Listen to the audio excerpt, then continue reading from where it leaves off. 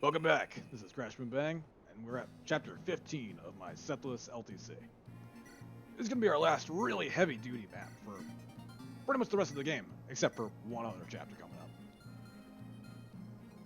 This is where the fruits of all our training Joshua are going to pay off. Finally, we can promote him with the hero crest we got last map, and as a swordmaster, he's going to duel his good old arch-rival Kalik in the top left. In fact, he's going to solo that entire area, because it seems like it was pretty much designed for him to do that. Almost all of the enemies in front of Kalik are all one range, so he can just eat them all up, no problem. And with the Althuma he got last map, he can use that on Kalik. Of course, he needs to get up to S swords, but he had A swords before promoting, and promoting the Swordmaster gave him a whopping plus 40 sword weapon experience. So he'll get up to S swords just by killing the guys in front of Kalik. We also promote Mulder here, despite me not actually deploying him, because I wanted to deploy Natasha instead. I mean, I got the C support between Natasha and Joshua last map, I may as well get some use out of it. But yeah, Mulder is pretty much set for the rest of the game, so I didn't even need to promote him if I didn't want to. But, you know, he earned it. Anyway, this map is one giant route, and it's also in a desert, and there's two bosses, one on the top left, one on the bottom right. There's some reinforcements we gotta take care of, there's some hidden desert treasure that we want to grab. There's a lot going on here. We're deploying all three of our flyers, even though Tana is pretty weak, just because we need someone to help carry Garrick around. She is the only flyer who can rescue him. Over in the top right, we'll be having some more Eirika combat over here, since she can actually double these mercenaries now that she's been trained. Not bad. Kyle and Eirika are largely going to hang around in the top right, dealing with these few starting enemies and some reinforcement Pegasus Knights that show up, since they're easily able to handle those. We're going to have Joshua and Natasha handle the top left section by themselves. Joshua will do pretty much all the combat, and Natasha will heal and support as needed. There are two important desert treasure items we want to pick up on this map. One of them, where Saleh is standing right now, is the boots. Obviously, we want those. It's +2 movement to unit of our choice. That unit of our choice is Vanessa. The other one is the warp staff, which is right under Kalik. So we need to have Renak here grab the boots, and then also get ferried all the way back over to Kalik to grab those. To grab the warp staff next. And there's those wyverns at the bottom right who are kind of in the way. We have all our flyers who are more focused on getting our combat units down to the bottom section first, because it hasn't shown up quite yet, but there's a lot of enemies down there, including some more rangers who are, kind of jerks. Yeah, there's a lot of things over there. In particular, there's also those two troubadours and that one shaman who has an eclipse tome. We have to kill those things on player phase. Usually. I mean, we could technically bait the shaman to suiciding with someone next to him, but that means keeping everyone else outside of eclipse range, which we're not doing. So yeah, we have our 4 big combat units right here, and Saleh chilling on that fort, who are going to be going down to the bottom section. Shoutouts to Franz just going like big mode, by the way. He didn't need to crit all of those guys. But he did. I guess he's kind of fed up with me being so mad at him for sucking. He really wants to prove me wrong. I'm here for it. Go for it, bub. Go for it, man. But sadly, this will be the last map where Franz, and honestly a lot of units, really do a lot of important combat, simply because there's not a lot of important combat left. After this point, we have the warp staff, which will let us warp skip basically every boss map. And there's only one route map left. And that route map doesn't really require much in the way of stats to actually accomplish anything, so it doesn't really matter much. And yeah, meanwhile, Joshua over here, he's just eating good right now. He has no problems. And people said a swordmaster would be bad in the Sacred Stones. Well, they're wrong. I am also trying to get Saleh up to S Anima as fast as I can. Honestly, if I weren't so focused on grinding his staff rank, I probably would have gotten his Anima rank up to S before this map too, because it would help a lot with the bottom section. I think he gets it in the middle of this of this map somewhere, but I don't remember exactly when.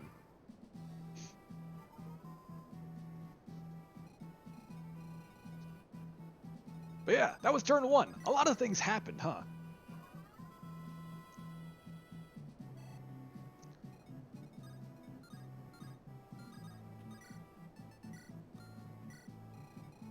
Now, there's this one berserker over here who is, he can kind of just kill any of my units who get attacked by him if he crits, so he's a little difficult to deal with, especially when I only have Eirika and Kyle up there, but they can handle him all right. He's not very fast.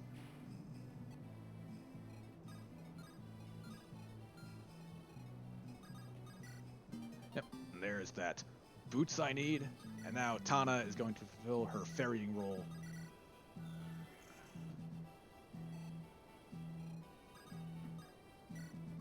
I do, of course, still want my dancer down here.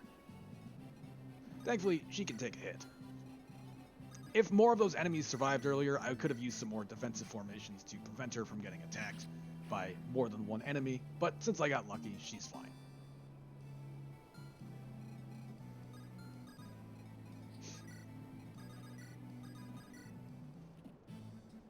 At the start of turn 2 enemy phase, Ephraim, Null, and Dusel all show up. Ephraim won't really be doing anything. I mean, he might, I think he pokes a cav or something. Dusel is a lot stronger, but this is also going to be the only map where he really contributes at all because I just don't need him. He doesn't have S axes, so he can't use Garm. And he's only 6 move. He's basically just a worse Garrick at this point for me. So there's really no purpose in me having him. Null, everyone knows that he's terrible at combat and has 0 luck, which is always funny. But he can instantly promote into a summoner, which will be helpful for one chapter coming up. That's all I need out of him, though. Yeah, Franz's survival here is also a little sketchy. Well, he didn't need to do that. I don't know why that paladin didn't move. Genuinely no idea.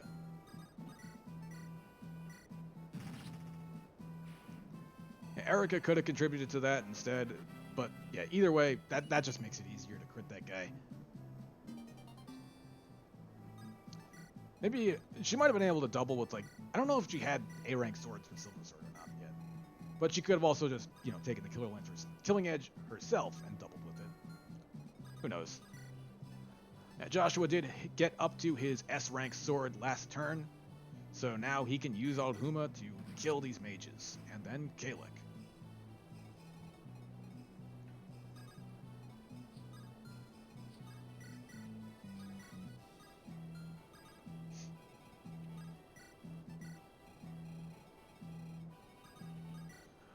For the purposes of this clear, Null visiting that village is all he does.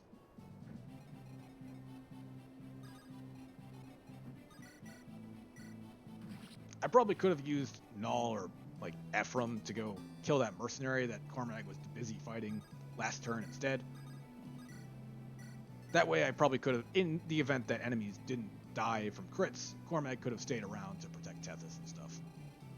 So yeah, there's a lot of variance here in how things happen, but it's not too bad. But you can see how these rangers, they're fast, and my one unit who can double them does very little damage.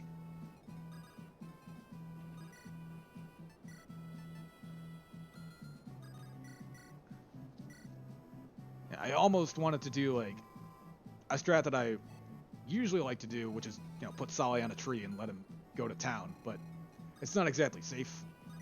Garrick, for as much as I don't like him, he at least has bulk, so I can throw him down there and not worry about him very much. Or maybe I dance Saleh and put him on a tree instead. I don't know. I've been recording all of these off the cuff, one after the other, just to get them out, because I've had this on my computer for 2 months. So yeah, I do. Okay, that is what I do. Because yeah, I think his survival is a little sketchy, but he's got decent avoid against everything. I think the berserker. Oh, he actually doesn't one-shot him, just barely. I think it might be the paladin that's the one to worry about.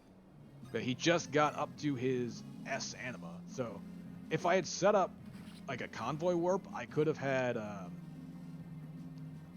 I could have had him instantly equip the Excalibur, which, well, it's +5 speed, but it also weighs him down by 5, so it wouldn't actually give him any more avoid. I also got that nice Devil Axe. Thanks, game. I really needed that right now. So yeah, he got hit by a 24, and he has to face a lot of these, so. I think it's like, if he gets hit by like any Wyvern plus the Paladin, he dies. So, it's not perfect by any stretch, but yeah, the Paladin has, oh man, that is 18. So, that would be exact damage. That's actually kind of sad, because he totally could have, like, if he had like one more point of bulk, it would have been fine. So yeah, I guess it's not as bad as I thought it would have been if I could have spared a bulk booster maybe off of Vanessa, because, you know, she got all of them. She maybe didn't need one Draco Shield. Well, she maybe didn't need both Draco Shields, you know. But yeah, that's a lot of things cleared out already. Now all that's left is our good old boss friend, Valter. Nobody likes him. Thankfully, we picked up the Dragon Spear last map, which Vanessa is going to rock his face with. She did get pierced by him, of course, but, you know, it wasn't a pierce crit, so she's fine.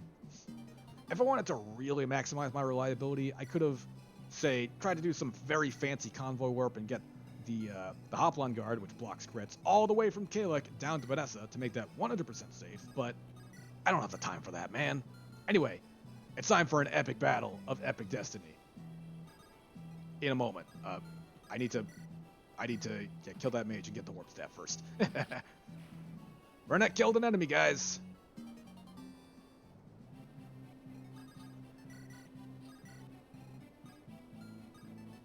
So yeah, we're gonna watch this in full because it deserves the honor.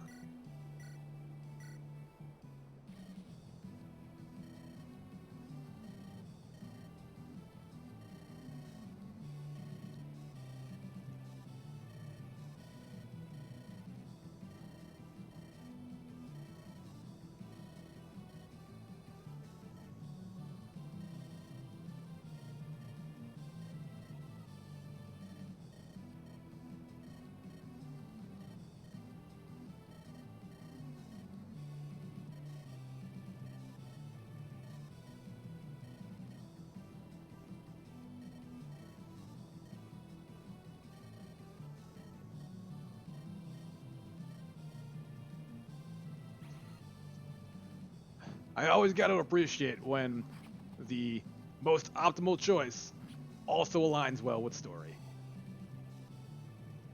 Now, Kalec does actually have S axes, by the way, which gives him 5 extra crit, so I think the Natasha C support here is giving him just enough crit avoid to not have displayed crit on him. So yeah, good for her. It really was useful in the end, even though I could have just given Tethys' Goddess Icon to him for the exact same effect.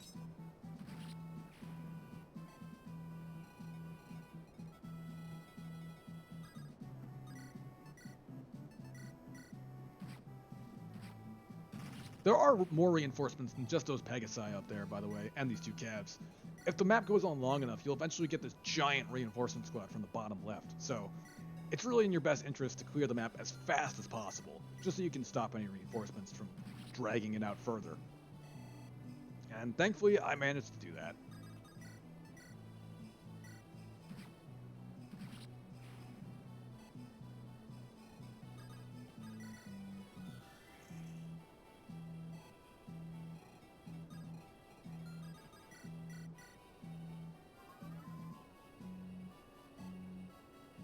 Despite Saleh having hit all of his weapon rank thresholds, I do still want to try and get him some experience just to level magic more, since, you know, that is more warp range. Also, apologies about this very sad looking rig. Kyle has to kill 3 Pegasus Knights with his Javelin, and they're all at 80 hit. Not great.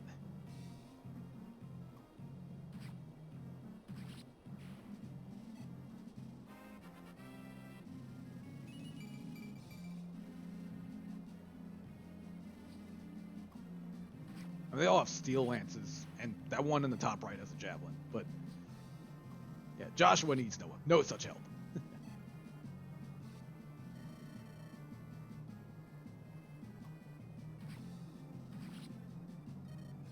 And there we have it. Joshua has vanquished his enemy. In style.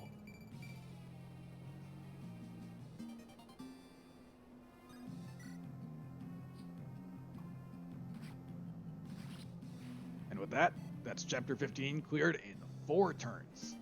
Our reward is the S ranks from Effort Front. We'll be putting Garm to use later. Gleipnir, no, nothing though. Anyway, I'll see you next time.